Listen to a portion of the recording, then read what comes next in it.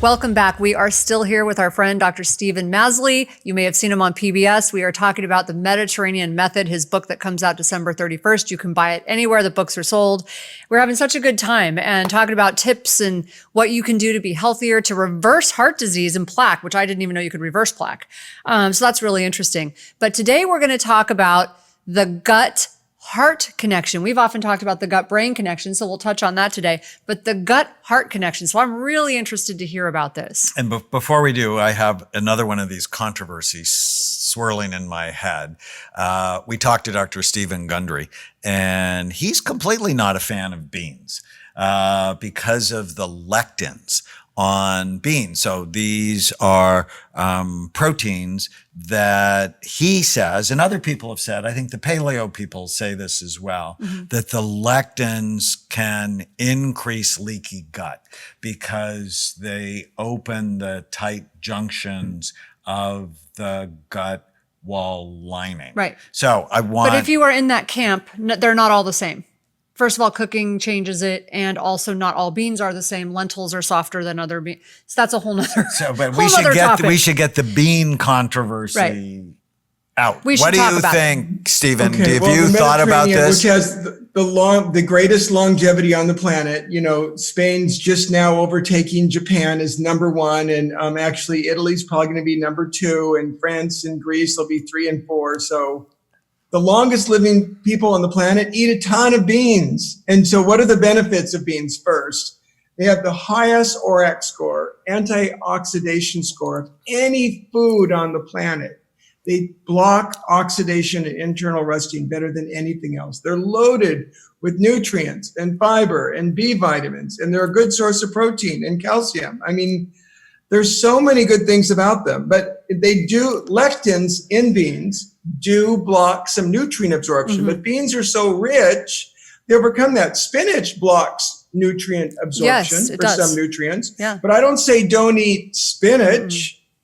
So they're a very nutrient-rich food. Now, there are probably, just like dairy and gluten, there are people who are intolerant. They have a reaction to lentils. And so if you get gut distress from eating lentils, or lentils are probably the easiest. I'm glad you mentioned that. But if they bother you, avoid them. You know, if you have a dairy intolerance, don't eat dairy. If you're soy intolerant, don't eat soy. I mean, and I think probably 5 to 10% of people are really lectin intolerant and should not eat them. That's exactly what I tell people. Yeah. Because he also says cashew nuts have high lectins. They do. Well, all nuts have lectins. Most foods have lectins. But I love cashews. Yeah. The question is, and you'll like this. I tell people that, I've been in bad relationships in the past, and I have a great relationship with my wife. And, I'm only going to love people who love me back. I'm sort of done with the whole bad relationship thing. Well, it totally works with food, that I only want to love food that loves me back. It's a relationship.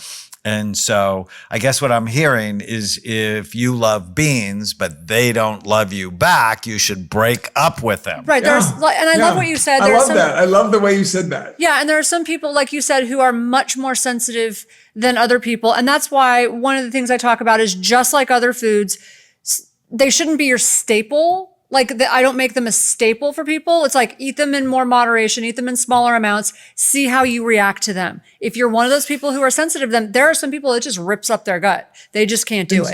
Then don't touch them. Right, exactly. But there are some people who can eat some types of beans and not others. The larger beans tend to cause more problems. All right, so the beans took up way too much time. Talk to us about the gut-heart connection. Well, this is emerging. It's really quite fascinating that your microbiome in your gut, we have trillions of, microbes there, 100 times more than we ever thought possible, 100 times more genetic material in our gut microbiome than there are in our whole body. It's this amazing organism that lives within us, and we have a symbiotic relationship. But your gut microbiome impacts your cholesterol, your blood pressure, your blood sugar, and your weight. Almost all the risk factors for heart disease are impacted by your gut microbiome. Wow. And now we even know that though your gut microbiome can make TMAO, this compound that's associated with heart disease that they're starting to track. The good news is if you're just eating, and most of it, I should have said, and most of that TMAO comes from eating meat, animal protein. So you could go vegan, vegetarian, and avoid it to protect yourself. But if you really follow a Mediterranean diet and lifestyle with the foods, that really blocks TMAO production and protects you. So it impacts all the risk factors. I mean, the relationship is much more profound than I ever thought. We've always known, well, not always, we've known for over a decade how important the brain-gut connection is. But I think the heart-gut connection is just starting to be revealed to us. Wow, that's super interesting.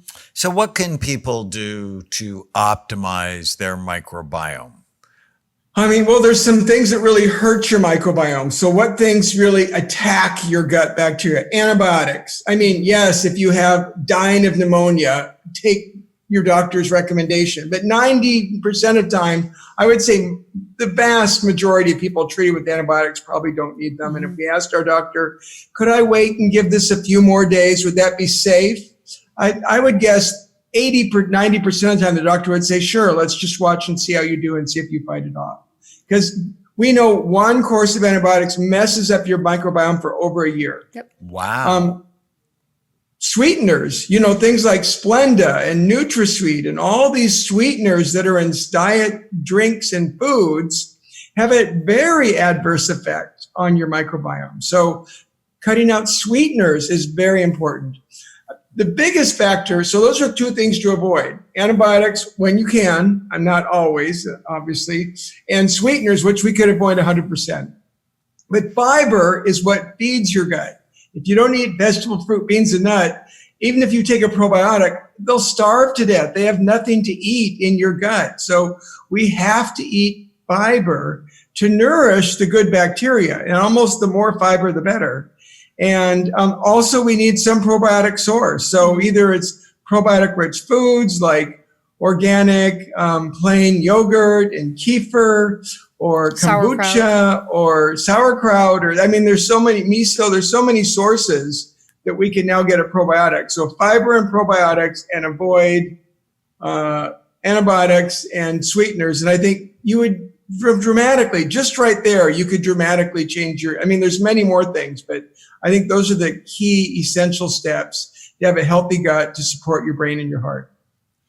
So many of our integrative medicine friends say you have to start with the gut because it impacts so many other things. So I'd heard the same thing, that taking antibiotics can alter your gut function for over a year. But I had heard this, and I'm curious to know if this is true or just sort of a rumor I heard, that if you take antibiotics chronically as a child, like I did, it can actually alter your gut function permanently, that it's very difficult to get it back. Is that true? It's more challenging. I wouldn't say impossible, but yeah, the more you take them, the bigger the challenge you are. If you're born by C-section, instead of a vaginal birth, if you got antibiotics as a child, it still impacts you as an adult. So, but what else are you doing? If you really take probiotics and you eat lots of fiber and you avoid the things that bother it, I think we can overcome that. So we have to work a little harder, but we can do it. So you have to be vigilant, is what you're saying. You'd have to be vigilant to overcome that. But I think it can be overcome. It's definitely not hopeless. And what do you think about fecal transplants? Well, they have some risks. So, there's infections that go with them. And then we've had a few people recently die who got a fecal transplant. So, if you've got a serious infection like, C. diff and it's not being controlled, I don't have any hesitation. But, some people are doing it for weight loss, and it works, it's working, but that's a pretty dramatic treatment for something that might be best addressed in other ways. So maybe not the first thing to do. You have just been so wonderful, Stephen. It's so nice to see you again. Let's see a picture of your book again. Stephen, you've just been so wonderful, and we're honored to be able to share your work with our Brain Warrior audience. Yes. How can people follow your work and learn more about what you have to offer? Well, probably two easiest ways would either be the Mediterranean method available wherever books are sold, or they can go to my website, drmasley.com, drmasley.com, and I give out, I have a blog and free recipes that I give out and share with people on a regular basis. Excellent. It's Thank been you such so a much. pleasure. If you're enjoying the Brain Warriors Way podcast, please don't forget to subscribe so you'll always know when there's a new episode. And while you're at it, feel free to give us a review or 5-star rating, as that helps others find the podcast. If you're considering coming to Amen Clinics or trying some of the brain healthy supplements from BrainMD, you can use the code podcast10 to get a 10% discount on a full evaluation at amenclinics.com or a 10% discount on all supplements at brainmdhealth.com. For more information, give us a call at 855-978-1363.